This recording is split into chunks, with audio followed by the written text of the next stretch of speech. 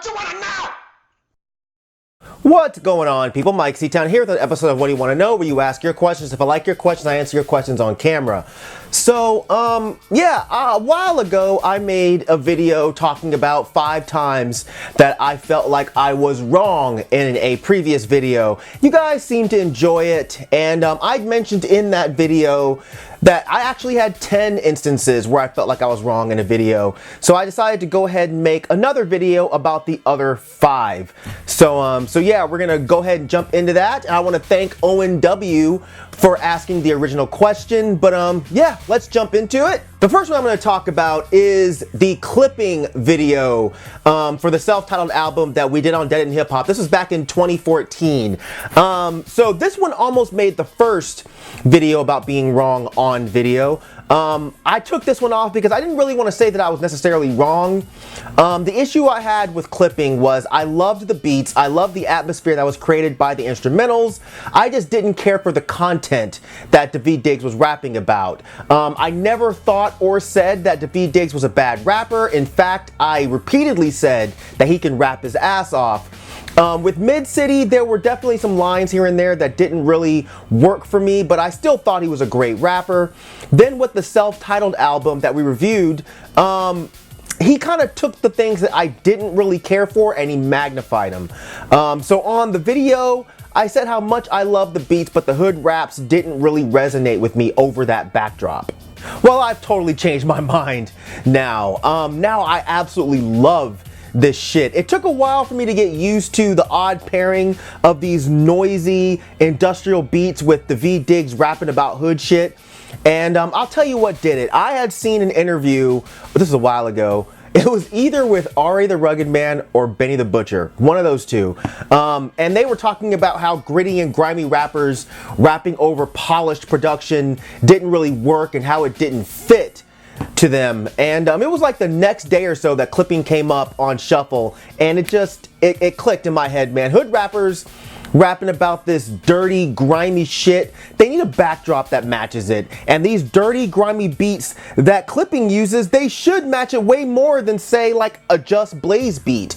And that's nothing against Just Blaze, because obviously he's fucking dope as shit. I'm just saying that these bright and clean beats with grimy rappers should not be the standard. So why shouldn't they match a rapper who's super grimy on the mic? It's all a matter of reprogramming, and it just took a while for me to do that. And it definitely called back to this Immortal Technique line where he says, "You think revolutionaries don't like to fuck too?" And how that relates to this is we have to stop thinking that experimental or left field or even conscious rap has to only be about certain things and has to only sound a certain way. This is actually one of the more embarrassing videos of ours that we've done, because to me, clipping is easily one of the most exciting rap groups out right now. The next one I want to talk about is another Dead End Hip Hop video that we did in 2011, and this one was called "Is Lupe a Friend of the People?"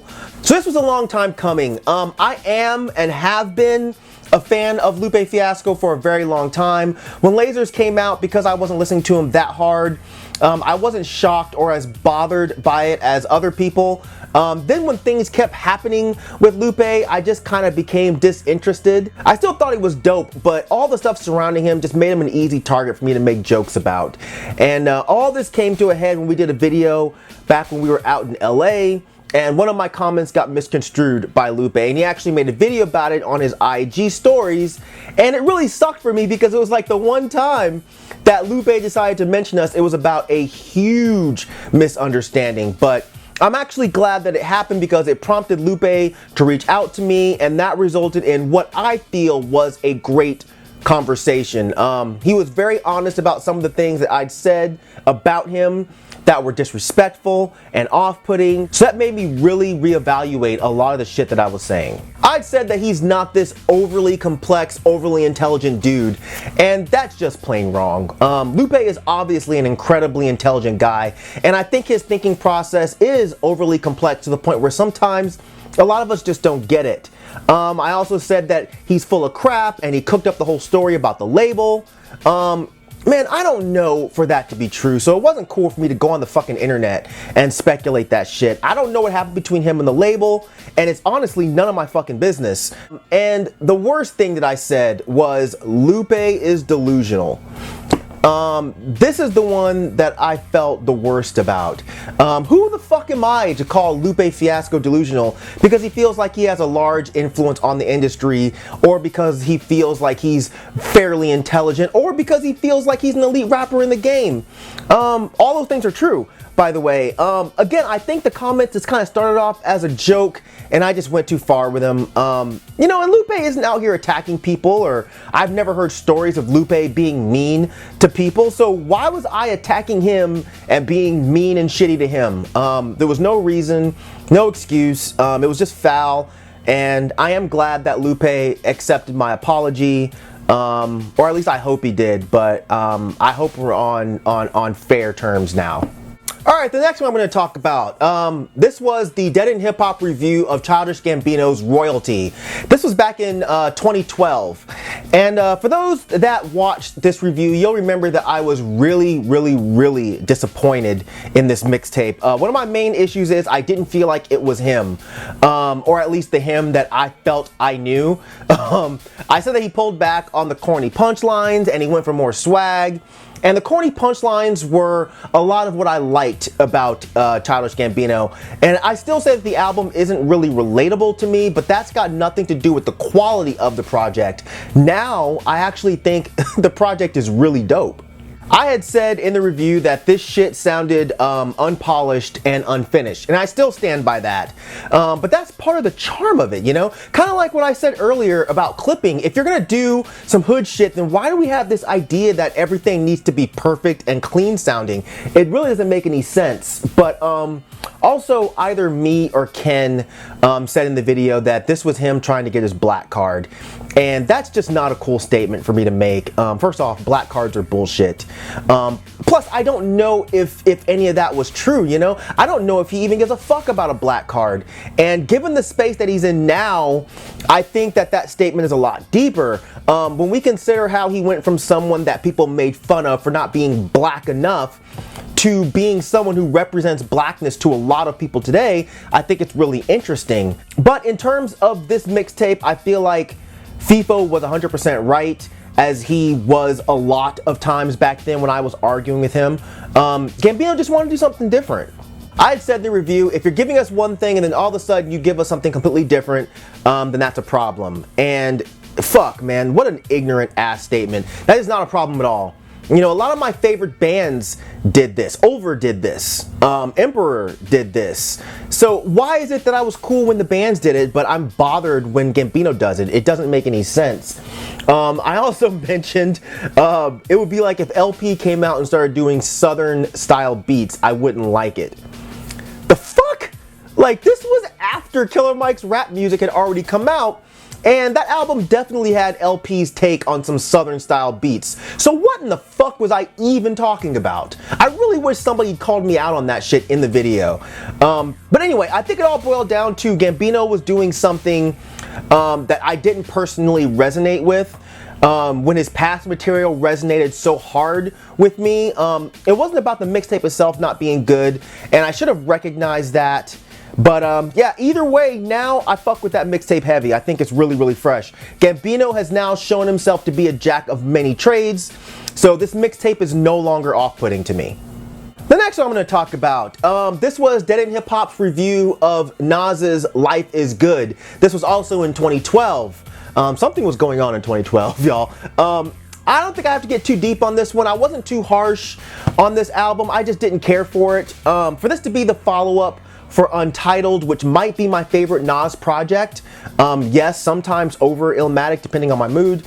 Yeah, I just didn't feel like this was a great follow-up. Untitled felt like a far more creative Nas, whereas Life is Good felt like more of a stab at a commercial sound, but not to the point of it being a detriment to the album. I don't know, I guess I was just disappointed because I didn't like it as much as Untitled, and I just exaggerated about it a bit too much.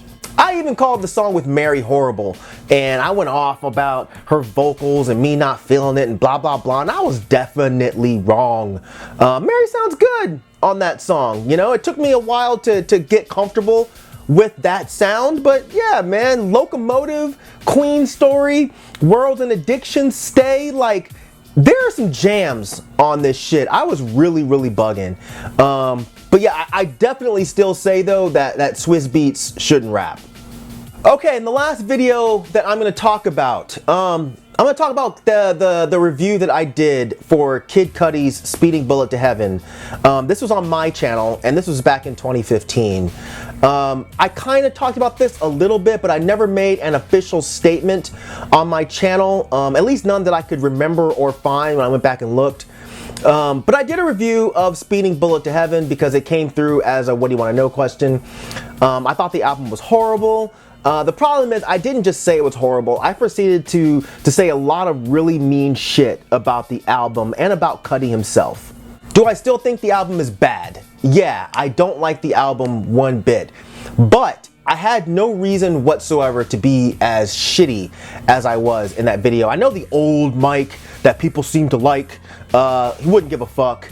But fuck that guy. I'm just not happy with that kind of thing being online anymore. Not so much because it was a negative review, because I do think that negative reviews serve a purpose in the musical landscape of today, even if artists don't appreciate them. The issue here was I was a bit personal in this review. I said a lot of mean shit about Cudi personally that I really had no right to say. I could have easily just said, you know, I think this album is bad. I think Cudi could have done something better. I could have gone into details about the parts of the album that I thought were executed poorly, but I didn't have to say those shitty things about Cudi. Clearly, Cudi was going through something when he created this album, and he probably felt like he was putting his heart and soul into this album. And the thing is, if he was actually suffering from a deep depression, or especially if he was having suicidal thoughts, this album could have been a cathartic release for him. Something that would make him feel better about the place he was in life, and something that may have made a lot of other people feel better about where they were in life. And the last thing that he needed, the last thing that anyone needed, was some fucking asshole on the internet just taking cruel personal jabs at him and his art. Sure, when people release an album to the public, it's immediately and automatically up for discussion, criticism, and scrutinization. But as a reviewer who cares about the well-being of people, I have to know when to take a step back and formulate my words properly, adjust my tone correctly. The last thing I'd want to be is a brick in the wall that made someone fall over the edge mentally, or even worse, take their own life. And I should have thought about all of that before making the stupid video. But after a day or two, it became my most viewed video on my channel because people seem to enjoy, you know, negative things like that. And that just made me feel like shit. You know, I didn't want this video to be the one that people knew me for. You know, the views and the ad revenue, it just wasn't worth it. So I took the video down. And if I ever got the chance, I would definitely apologize to Kid Cudi. I doubt he ever saw the video, but still, I was a complete piece of shit for that. And yeah, I would never, ever do something like that again. And the funny thing is, that video, as well as the Lupe situation, those were actually two catalysts for me adjusting the way that I do reviews now, as far as, you know, being a little bit more respectful and diplomatic. Or at least I try to. You guys probably don't notice, but I do. Anyways, that's it for this video. If you'd like to ask questions that I answer in these videos, these are completely powered by my Patreon supporters, so go become one. You can do it for $1 a month. The link is down there. And yeah, as usual, thank you for living, thank you for loving, thank you for being you, and I'll see you guys next time. All right, peace out, boy.